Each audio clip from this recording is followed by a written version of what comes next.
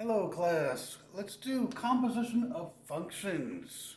So say we're given these three functions, f of x equals that, g of x equals this polynomial function, and h of x equals this square root function. This is a rational function, by the way. Let's say we're asked to find f circle g of x. So that's the way it's written, just like that. So when you see this notation, it means find the composition of these two functions, f and g. So functions are like real numbers. You can add them, you can subtract them, you can divide them, you can multiply them, and even you can compose them as well, which is interesting.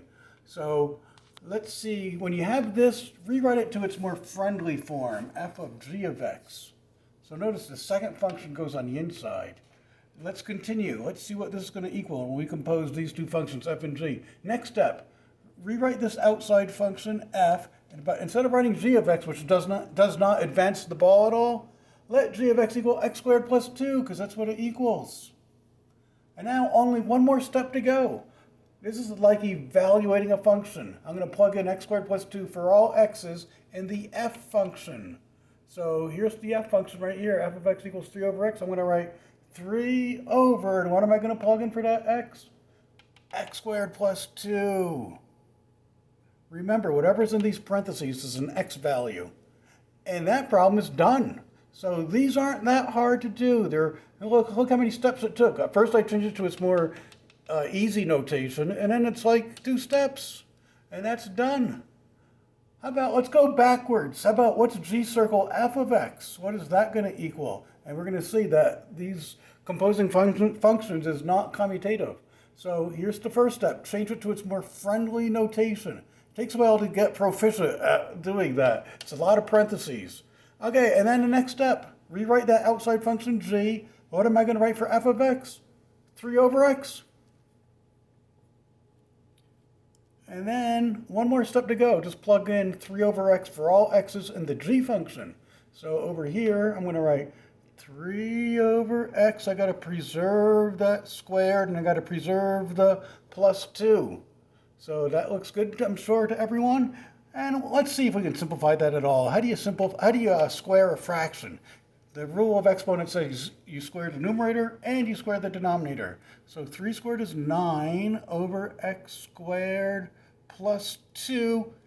You could get a common denominator if you want, but that's good enough for that one. Let's try finding this thing. How about g circle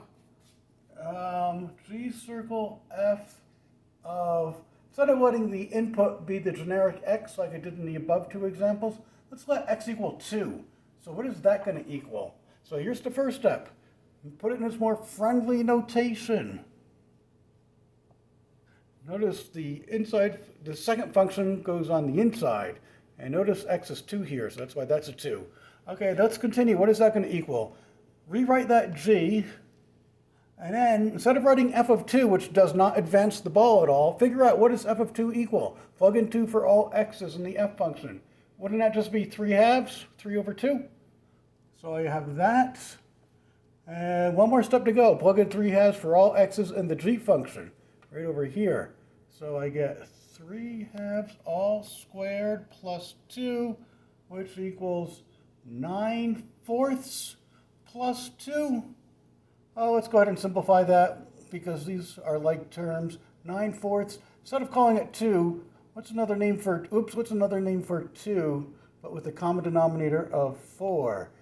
8 over 4, sure. And then we know how to add up like fractions. You add up the numerators, keep the denominator the same. So that's the answer, 17 fourths.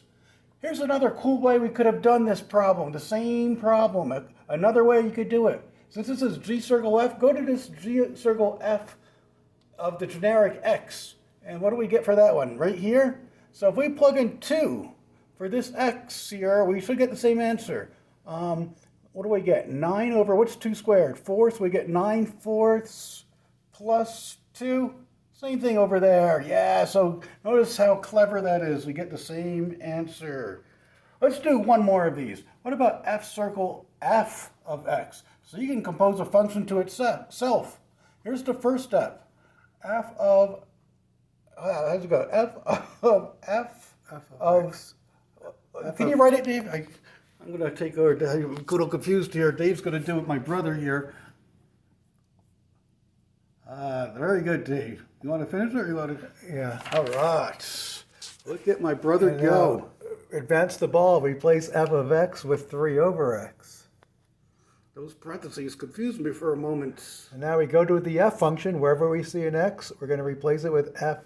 We're going to With 3 replace over it, x. 3 over x. So instead of writing 3 over x, we're going to write 3 over 3 over x. You want to simplify this compound fraction. So keep the numerator 3, but instead of dividing by a fraction, I'm going to multiply by the reciprocal. The reciprocal of 3 over x is x over 3. You can think of this as over 1 if you want. Multiply the numerators, multiply the denominators, cancel the 3's, and x is our final answer, x. Very cool. Notice the initial input with this problem was x. And what was the final output? X. So here's something interesting. Whenever the initial input equals the final output, we can conclude something. These two functions are inverses of each other.